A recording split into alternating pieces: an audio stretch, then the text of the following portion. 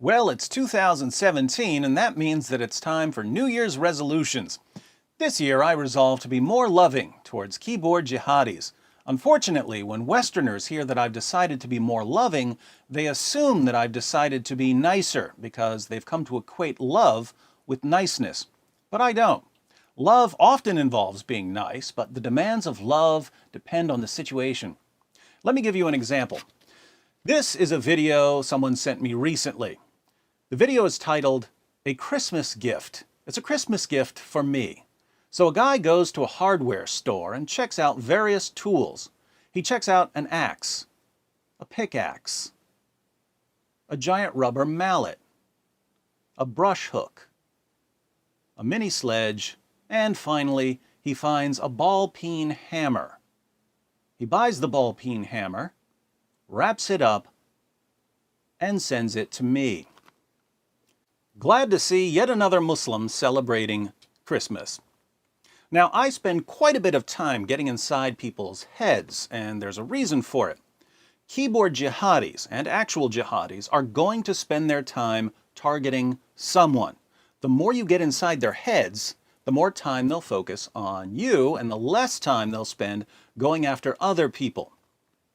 But there are different kinds of keyboard jihadis. Some of them are so sick and depraved that there doesn't seem to be any point in responding to them. For instance, a few months ago, I recorded a video about a Muslim saying that he's going to laugh and celebrate when my disabled children die. A Muslim who goes by the name Anonymous posted this response to my video. "Ha ha ha, David Wood, really, you're in hell in this world. Cheap children, put your penis in their mouth. They will be okay. Enjoy." So here's a Muslim telling me to put my penis into the mouths of disabled children. For some reason, I still find it surprising when a man who believes in a prophet who put his penis inside of a 9-year-old girl advocates molesting children. If you go to Anonymous's channel, you'll see that he's a huge fan of Zakir Naik and Ahmed Deedat and Khalid Yassin and Jamal Badawi and Yusuf Estes and Shabir Ali and so on. Now, Muslim apologists generally wouldn't support the sort of messages Anonymous sends, although I think Muhammad might have been okay with Anonymous's message.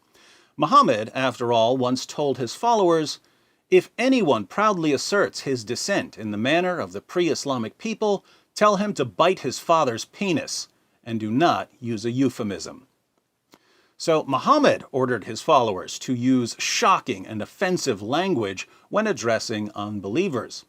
But most Muslims live better lives than this. Some, however, don't. If Anonymous hasn't learned basic human decency from the thousands of Muslim apologetics videos he's watched, what could I possibly accomplish by responding? Clearly, I'm already firmly embedded in this guy's head, and all of his apologists combined can't drown out my voice. So there's just no point in responding to him. For other keyboard jihadis, taunting them when they post death threats sends them into a rage, and once they're hooked, they just can't stay away.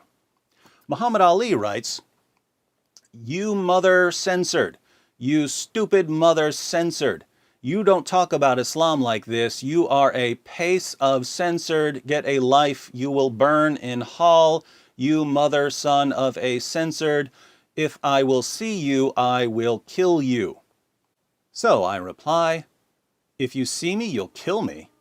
You've already seen me in several videos today." I knew this because he commented on multiple videos. "And you'll see me in even more tomorrow because you can't stop watching. As a reward for your faithful viewing, I'll give you a shout out in my next video. When you start itching for an autograph, I'm not hard to find since I give regular presentations on your wannabe prophet." How you doing, Muhammad Ali? I know you're watching because I'm like crack for keyboard jihadis. Now, sometimes you don't just want to taunt keyboard jihadis, you want to use the opportunity that their death threat creates to convey some sort of information. For example, Aisha Zamir writes, "When you don't agree with the Quran, so just shut the censored up, leave the Muslims alone for stupid peoples like you. Terrorism is spreading all over, you are asking for it." Nobody would want to get ridiculous, so why are you putting oil in the fire? Do you want to get your censored bomb? I say we Muslims should look for you and bomb your entire family. I wish I could be where you are right now. Certainly I would put a bomb in your F word, actually censored by her, censored. And I respond, hi Aisha, were you named after Muhammad's child bride who was only 9 years old when Muhammad had sex with her? It was easy for a manipulator like Muhammad to control Aisha since he controlled her father Abu Bakr. But why would a young woman in the 21st century continue to be controlled by Muhammad? You even threaten to bomb the families of the people who are trying to set you free. Do you really think that God wants you to go around blowing people up for telling you the truth? Here, you're trying to make someone think, and as the conversation continues, Aisha admits that she believes that Muslim women are half as intelligent as Muslim men. By bringing these things to the surface, you hope that at some point they'll learn to think critically. So those are the standard keyboard jihadis, but there are some additional personality types that require a modified approach. For instance, there are the stalker personality types. These are the ones who cyber stalk you. They make fake names so they can follow your family and friends on Facebook. They're totally obsessed with knowing what you're doing at every moment. The best thing you can do with the stalker keyboard jihadis is completely ignore them.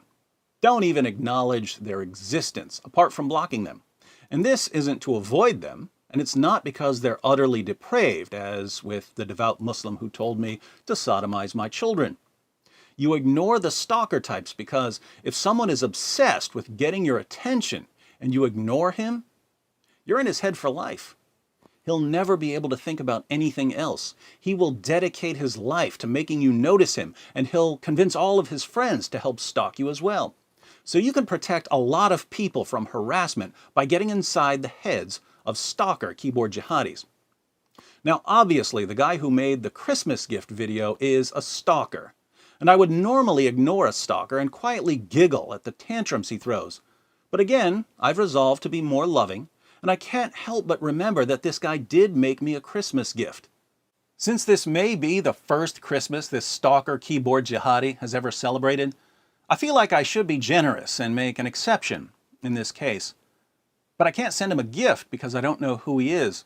So I thought I'd just sing a few lines of a song. To the jihadi cyber stalker who made me a Christmas present, this one's for you. When you woke up this morning, I was in your head, and I was in your head. You got trouble, it's me. You got worries, all me. You got wounds to bind.